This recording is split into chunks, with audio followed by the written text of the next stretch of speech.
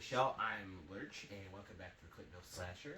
Season's greetings to everybody. I hope you guys enjoyed the brand new opening that Josh Benson provided for us. I am joined by my lovely wife, Julie. And we are very festive today, Krampus. Today we're going to be doing a recap of all the films that we watched in November, maybe some upcoming horror news as well. So we're gonna go through a few films that we did watch. I know that I dropped our film, The Night Howler, on Halloween, and we decided to not film anything until the end of November. So these are all the films that we didn't get to. So the first movie is gonna be called Totally Killer, and that's got Kiernan Shipka. A little rundown of the film is that she is a high schooler. Her mom was like tormented by a serial killer. I think he's called the Sweet 16 Killer, and she goes back in time. Now, I really like this film. What did you think? I liked it. I like the fact that they incorporated, it's kind of like a, Scream versus Back to the Future-ish type of thing. Yeah, I really like that too. And I thought that it had a lot of 80s nostalgia in it. I thought it was really fun. Loved the kill scenes in it. The ending was really good. I'm a totally fan of it. So if you guys want to check that out, that's on Amazon Prime. The next film we're going to be talking about is from our good friend Josh Benson, and that is Crimson Nightfall. A little rundown from the film is that Josh plays himself as sort of, it's meta, and there's a serial killer on the loose going after YouTubers. Well, I don't know. YouTubers. I'm in there. Popular YouTubers. I don't know if I wouldn't say that much, but I'm in the film as well. I liked it. I thought for Josh, having a one-man wrecking crew was truly awesome. He did a really good job. Definitely. The music was fucking fantastic. The kill scenes were great. Brian and I got to be in the movie. However, I wish he would have asked us if, he would have involved more people, I think. Because we totally would have. We would have been able to sell that. That would have been so much. So awesome. But I love the film by himself. He did phenomenal. Yeah. For just being one person, shooting every scene and acting and all of it. It was good. Minus Baby, because she's adorable. Yeah. If you guys have not checked it out, I will link that in the description box below. You guys can check that out and like and subscribe to Josh as well. Yes. The next film is called Talk to Me. Now, Talk to Me, it was about the group of kids that have this mannequin hand that they grab it and they say, "Talk to me," and they're possessed by a spirit. I liked it in the sense that I thought it was a really cool idea to spin the new possession style of film. I thought it was different. It gave me some Hereditary vibes at times. However, it was really dark. Not like the brightness of it. The brightness in the movie was so dark, and I did not care for the ending. I thought the ending was totally predictable. Yeah, I thought it was too, but I really liked the spin of it. It was kind of like a group of kids playing spin the bottle, but yet they're getting possessed, kind of like playing Ouija, but not. And I like the idea that you don't really know who the hand belongs to, because they say they kind of explain it. Well, they say it's like a Satanist hand, and then they say that it's like hand of a psychic. Psychic, yeah. Yeah, and I really liked it. There was a lot of jump scares. Mm-hmm. I liked it. There was a lot of yeah. There was a lot of moments. Yeah, I really liked it. And that is streaming, I believe, on Hulu?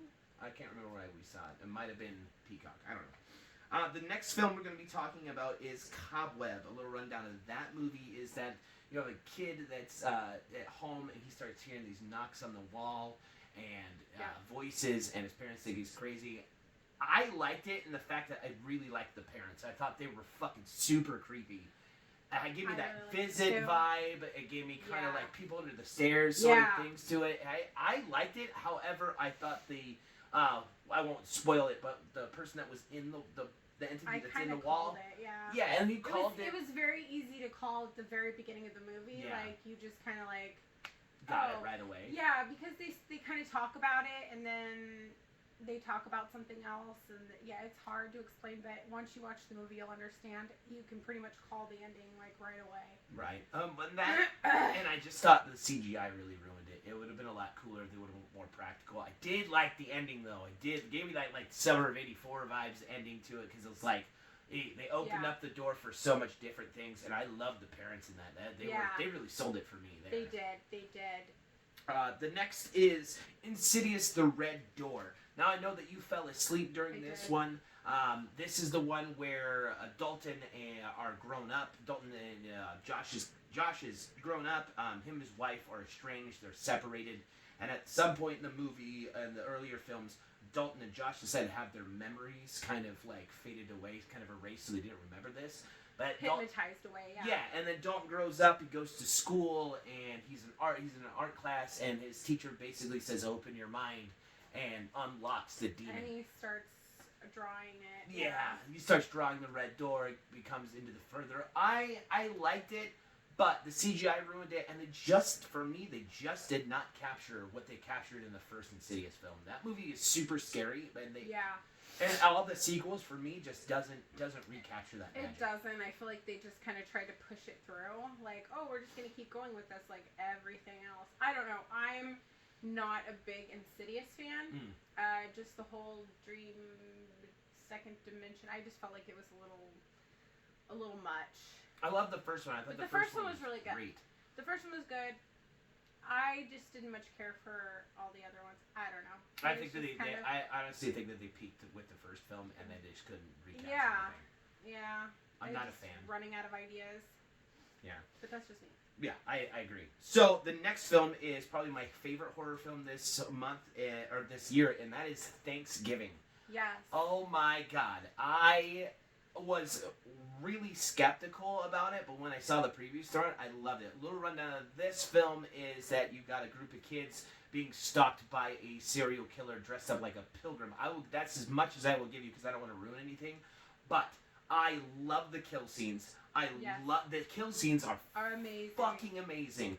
I love the ending. The ending was perfect. Who the killer was who I was hoping for, and I thought that Eli Roth really killed it. And I thought it was just this fucking amazing movie. He made an instant holiday classic, and that's something you'll watch every Thanksgiving for the rest of your life. Yeah, it's kind of like a Chainsaw Massacre.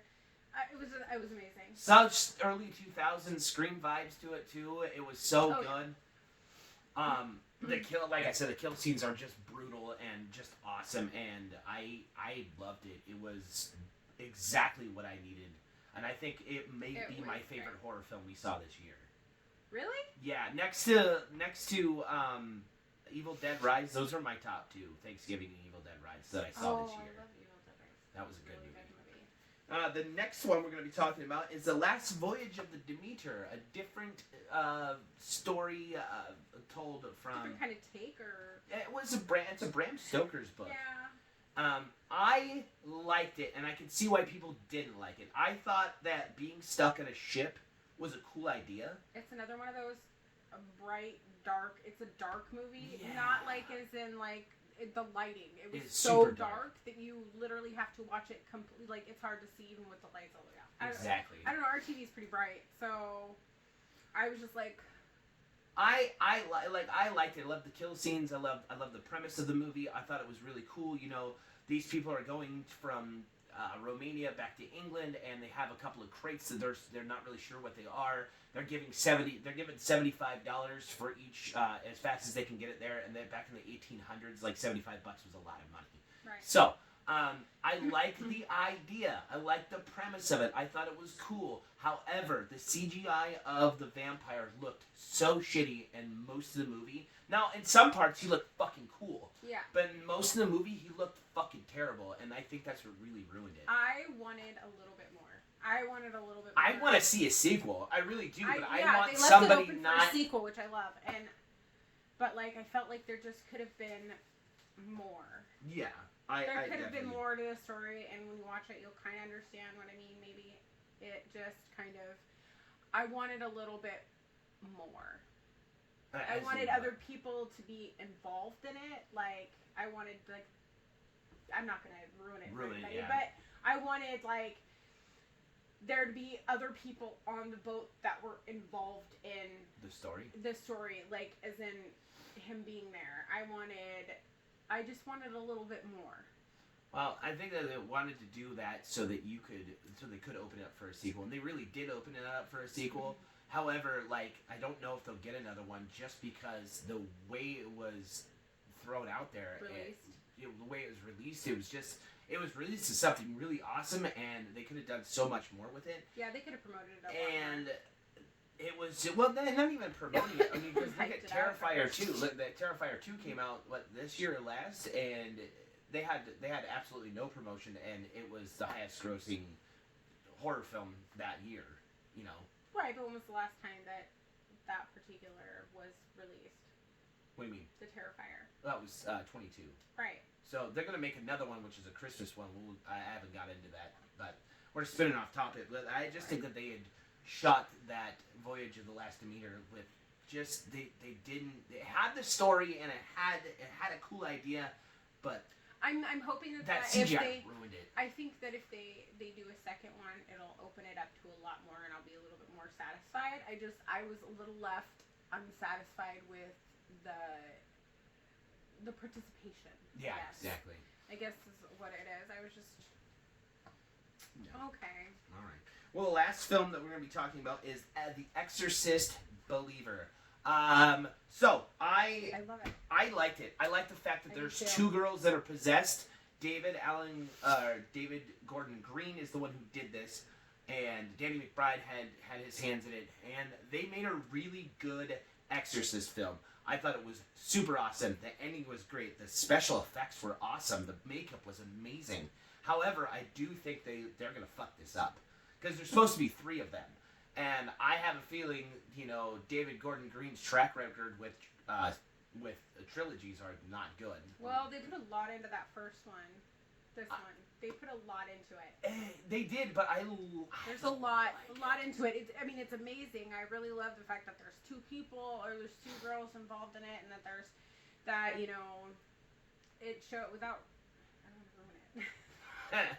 It's hard because I want to talk about more of it, but I love the fact that the parents are all involved, and I love the fact that somebody comes back, and I love the fact that and is involved in it. Mm.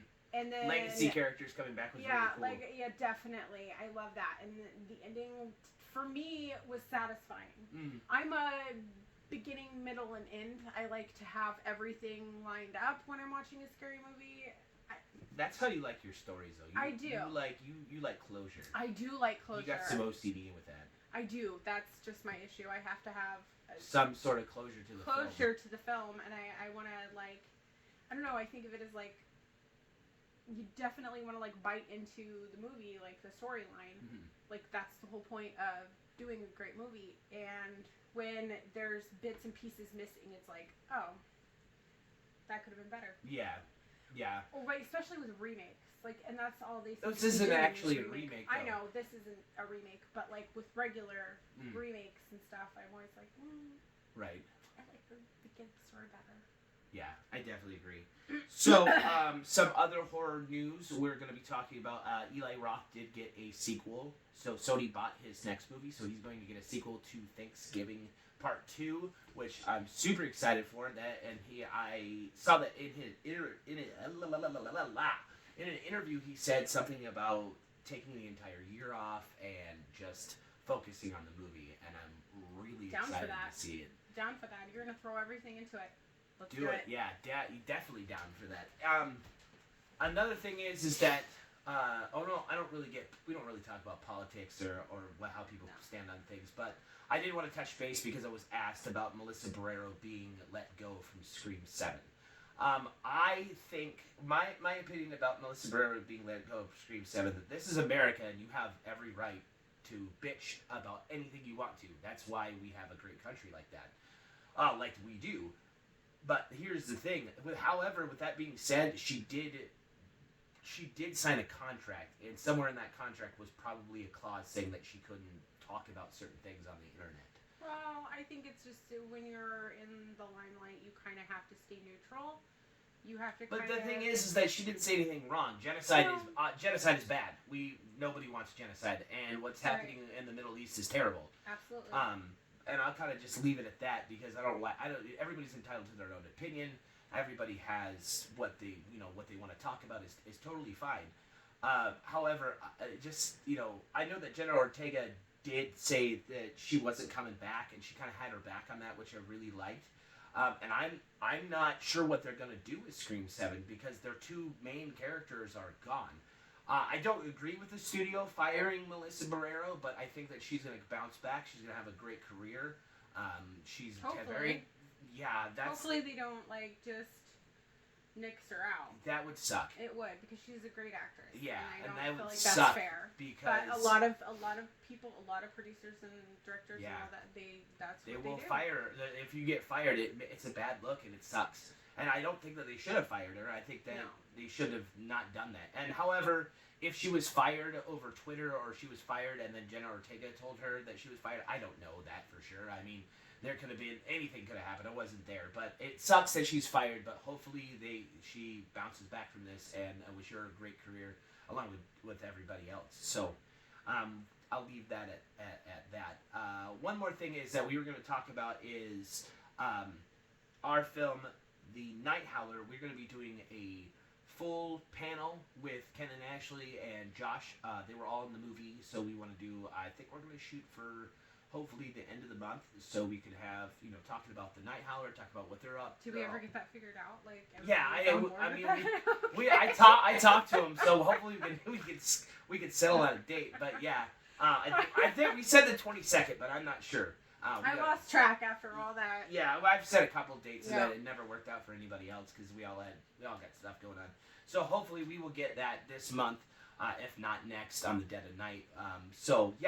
If you guys have not seen The Night Howler, I will link that in the description box below. We are working on part 5, which is called The Clintonville Slasher, which is an 80s slasher movie, and we're going back to the 80s with the 1984. It takes place with Laura Dyer's, which is Kimmy's character. Right, there's a lot more people involved this time. We're really excited. We're joined by a lot of our friends this time, and I just think it's going to be really great. It's going to take a while to film, though, unfortunately. Yeah. So, but I don't know when are we starting? I want to start shooting in April or May, as soon as the snow is gone. I want to start shooting in spring, and I don't want to do another summer film like we did last year because we shot it for the fall and it was hot. Yeah, it was so hot, and everybody that wore the werewolf costume in the last movie, it was sweating, smoldering. It was terrible. It was super hot. I would never ever want to do that again. So let's never do that again. Yeah, I was like, oh, it was terrible. It was. So if you guys are new to the channel, please like, comment, and subscribe. We're going to be here all month doing some Christmas horror films. Hope you guys check out all the horror movies that we talked about. And stay horror, and we will see you next time. Bye.